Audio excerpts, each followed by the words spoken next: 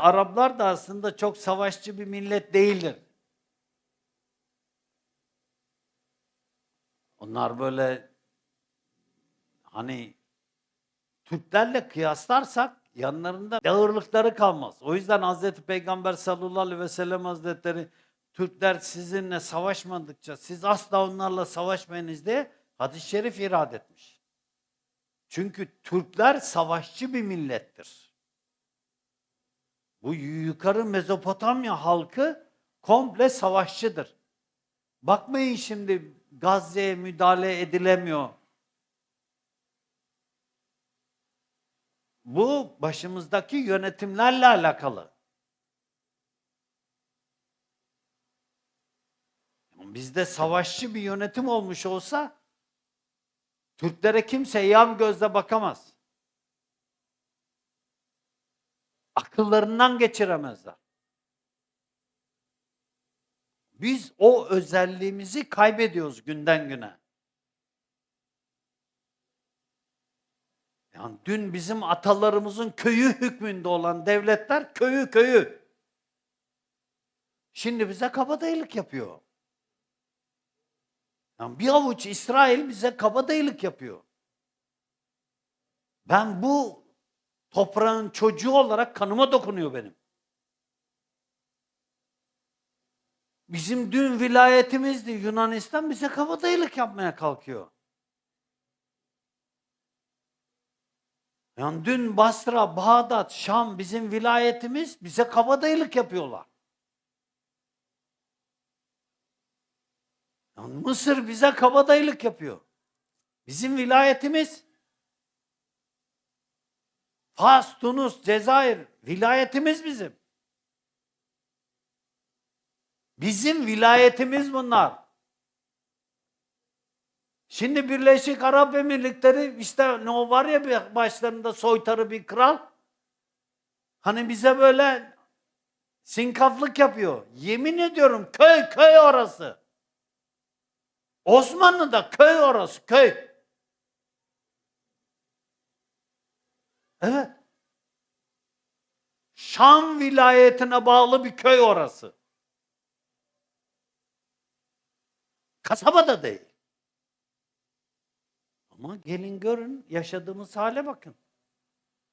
Yani bundan 100 yıl önce bizim köyümüz olan yerin başındaki soytarı krallar bize kabadayılık yapıyor şimdi. Biz yutuyoruz bunları. Neden? Koymuşlar bizim önümüze. Yurtta su, cihanda su.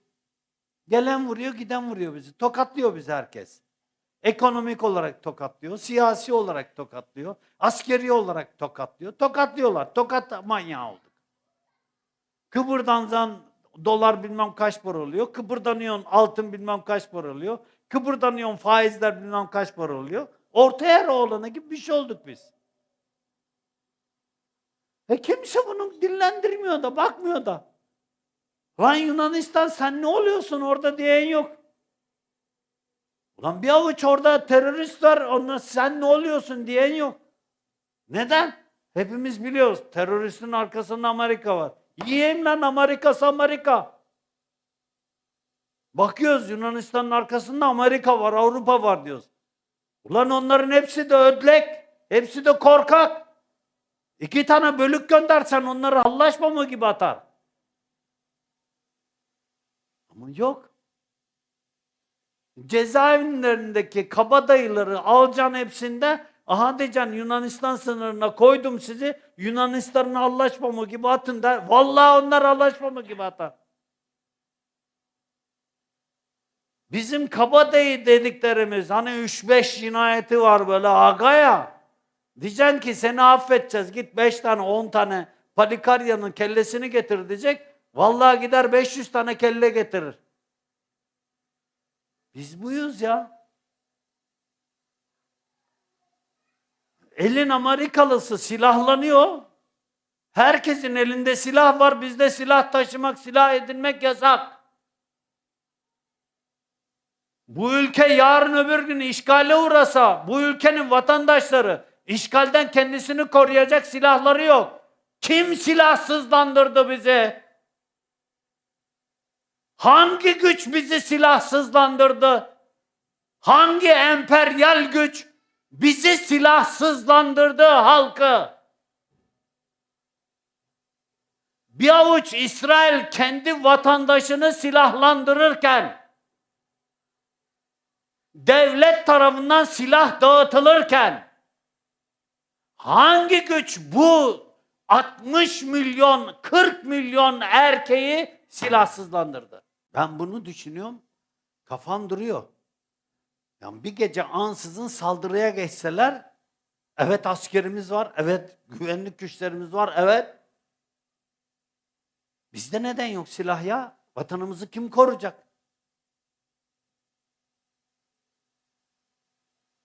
İçimizden bazıları sütü bozuk, kanı bozuk çıkar. Yarın öbür gün İsrail, Amerika bizi bombaladığında yazın bunu kenara. Barış yapmak isteyen içimizden satılmışlar olacak.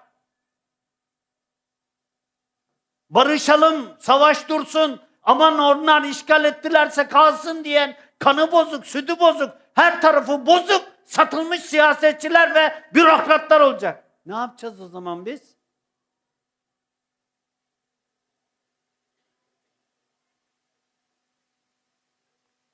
İşgale uğradığınızda işgale karşı direnmeyin diye silahınız yok.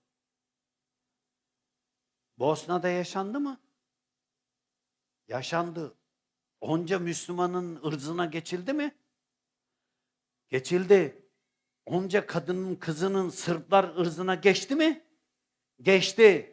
İçimizdeki Ermeniler, içimizdeki Yahudiler, içimizdeki Sebateistler, içimizdeki dinsizler, imansızlar yarın öbür gün bir kargaşa anında senin kızını, senin karını tecavüz etmeyeceğine dair senin elinde nasıl bir belge var? Nasıl bir delil var? Nasıl uyuyorsun? Bosna'da yaşanan sende yaşanmayacak mı zannediyorsun? Irak'ta yaşanan sende yaşanmayacak mı zannediyorsun?